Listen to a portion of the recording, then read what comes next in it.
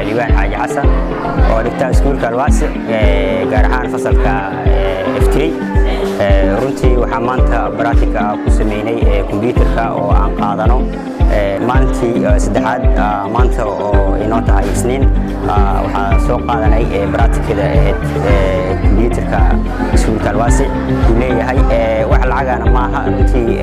maamulku uu sameeyay qayb gaar ah oo lagu baraatikeeyo computerada iskuulaadka kale maaha saan filayo laakiin waxaa iskuulka alwaasi uu qayb gaar ah GNB uu leeyahay iskuulkan ujeedin wuxuu iskuulada kale u leeyahay waxaa jirta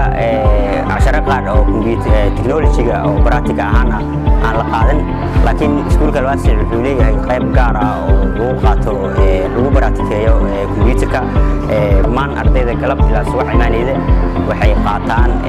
baraatikadaasi oo iyaga ay ku baraatikeynayaan oo iyaga dheeri u ah marka maanta oo ay tahay isniin annaga ayaa oo fasalka F3 ku qorneen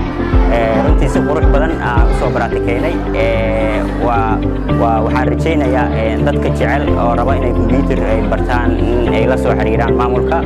dhammaan ardayda waxaan u rajaynayaa inay wax bartaan imtixaankii termka loo soo dhawaaday